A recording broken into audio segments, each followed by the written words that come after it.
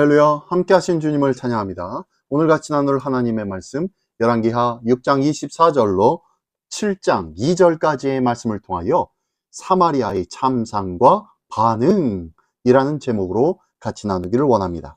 자, 먼저 앞에서는요, 이제 하나님의 은혜와 역사를 통하여서 아람 군대가 물러가게 되었습니다. 그리고 다시는 이스라엘 땅에 들어오지 못하게 되었다라고 말씀하고 끝났습니다. 그런데요, 또 시간이 지나니 다시 침략하기 시작하는 내용. 그래서 아람 군대가 사마리아를 포위하자 그 성중의 양식이 다 동나게 됩니다. 부모가 자식을 먹는 참극까지 일어나게 되는데요, 이에 왕은 엘리사에게 분노를 하게 되고, 또한 장관은 엘리사가 전하는 회복의 약속을 믿지 않게 되는 그러한 장면의 말씀입니다. 자, 우리가 많이 들어본 내용의 말씀인데요, 자, 한 절 한 절씩 읽으며 같이 나누기를 원합니다. 네, 먼저 24절로 30절까지의 말씀입니다. 이후에 아람 왕 베나닷이 그의 온 군대를 모아 올라와서 사마리아를 에워싸니 아람 사람이 사마리아를 에워싸므로 성중이 크게 줄여서 나귀 머리 하나에 은 80세겔이요 비둘기 똥 4분의 1 갑에 은 5세겔이라 하니, 이스라엘 왕이 성 위로 지나갈 때에 한 여인이 외쳐 이르되 나의 주 왕이여 도우소서. 왕이 이르되 여호와께서 너를 돕지 아니하시면 내가 무엇으로 너를 도우랴? 타작마당으로 말미암아 하겠느냐? 포도주 틀로 말미암아 하겠느냐 하니라. 또 이르되 무슨 일이냐 하니, 여인이 대답하되 이 여인이 내게 이르기를 네 아들을 내놓아라.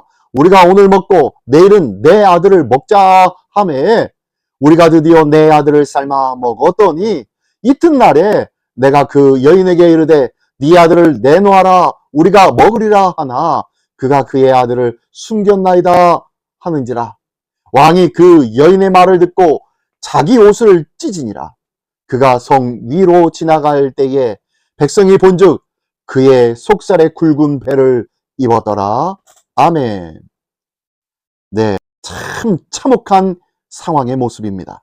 하나님이 이스라엘을 심판하시고 자비로운 보호자의 역할을 중단하시자 곧장 외세의 침략이 끊이지 않고 양식까지 끊어지면서 굶어 죽는 것을 모면하려고 부모가 자식을 잡아먹는 끔찍한 일이 벌어집니다. 하나님께 능력이 없어서 찾아온 비극이 아닙니다. 하나님이 엘리야와 엘리사를 통하여 숱하게 경고하시고 놀라운 권능으로 보여주셨음에도 불구하고 하나님을 멸시하고 하나님의 말씀을 무시한 그 대가가 보여지고 있는 것입니다. 언약의 경고가 현실화된 것입니다. 죄를 멈추지 않고 돌이키지 않으면 갈수록 그 고통은 더욱더 커진다는 것을 기억하십시오. 오늘도 우리 삶 속에, 우리의 믿음 속에 하나님을 향한 어떠한 회복이 일어나야 하는지 다시 한번 되짚어보고 우리의 삶을 우리 주님 앞에 내어놓을 수 있는 우리 모두가 되기를 원합니다. 자, 아무튼 이러한 상황 속에서 그동안 엘리사의 선대를 굴욕적으로 여겼던 이 아람 왕 베나닷이 모든 군대를 동원하여서 다시금 사마리아를 에워싸는 장면이 바로 오늘 본문의 내용의 시작입니다. 그렇게 됨으로 말미암아 고립된 성 안에 식량이 바닥나 버렸습니다. 그리고 식용으로 금지되었던 나귀의 머리와 그리고 비둘기 똥마저 고가의 금액으로 거래될 정도로 물가가 폭등하게 되었습니다. 그뿐만이 아니에요.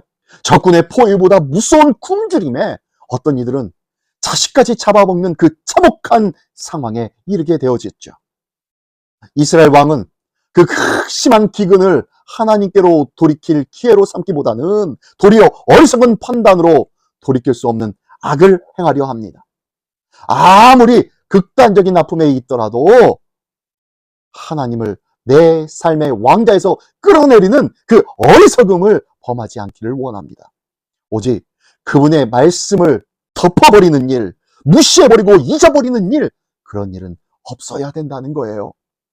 오직 하나님의 말씀을 귀담아 듣고 마음에 고이고이 잘 담아서 늘 그 말씀으로 나의 삶을 비추어 보며 그 말씀 속에서 다시 우리가 깨어나야 된다는 것이에요.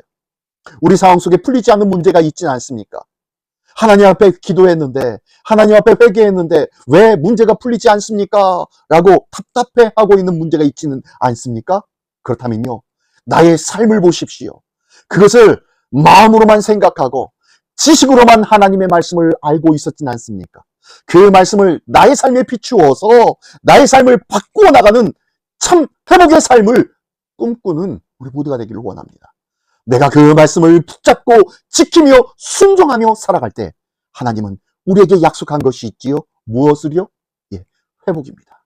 이 회복의 은혜가 우리 삶 속에서 날마다 거듭됨으로 하나님의 옳다 칭함 받는 귀한 성도로 살아가기를 예수님의 이름으로 축원합니다. 예, 계속해서 볼까요? 네, 31절부터 7장 2절까지의 말씀입니다.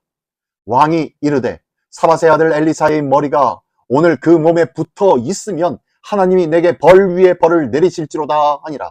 그때에 엘리사가 그의 집에 앉아있고 장로들이 그와 함께 앉아있는데 왕이 자기 처소에서 사람을 보냈더니 그 사자가 이르기 전에 엘리사가 장로들에게 이르되 너희는 이 살인한 자의 아들이 내 머리를 베려고 사람을 보내는 것을 보느냐?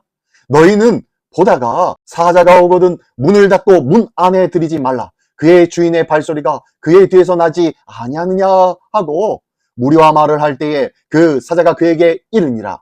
왕이 이르되 이 재앙이 여호와께로부터 나왔으니 어찌 더 여호와를 기다리리요? 엘리사가 이르되 여호와의 말씀을 들을지어다. 여호와께서 이르시되 내일 이맘때에 사마리아 성문에서 고운 밀가루 한 쌀을 한 세겔로 매매하고 보리 두 쌀을 한 세겔로 매매하리라 하셨느니라. 그때 왕이 그의 손에 의지하는 자 곧 한 장관이 하나님의 사람에게 대답하여 이르되 여호와께서 하늘에 창을 내신들 어찌 이런 일이 있으리요 하더라.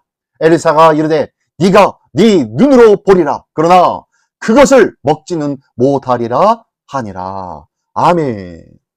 네, 이스라엘 왕은 엘리사가 사마리아로 사로잡아 온 이 아람 군대, 그 아람 군대에게 먹을 것을 잔뜩 주고 그리고 편안히 놓아준 것, 이것이 오늘날 이 참상의 발단이라고 생각하였던 것입니다.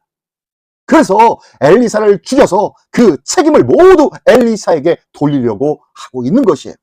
또한 이러한 모든 재앙이 여호와께로부터 온 줄 알면서도 여호와를 기다리지 않겠다면서 스스로 여호와께 대한 소망을 거두고 있는 것입니다. 불신이죠. 하나님께 대한 절대적인 불신의 모습을 보여주고 있습니다. 이렇듯 문제는 항상 이 바닥난 신앙의 모습, 그 모습에서 시작한다는 거예요.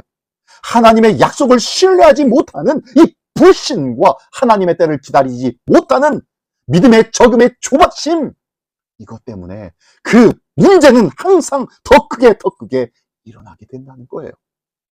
혹시 나의 삶의 문제의 중심에 내가 있지는 않습니까? 나의 믿음 없음과 나의 기다리지 못함을 통하여서 나의 문제가 더 커지고 있는 것은 아닙니까?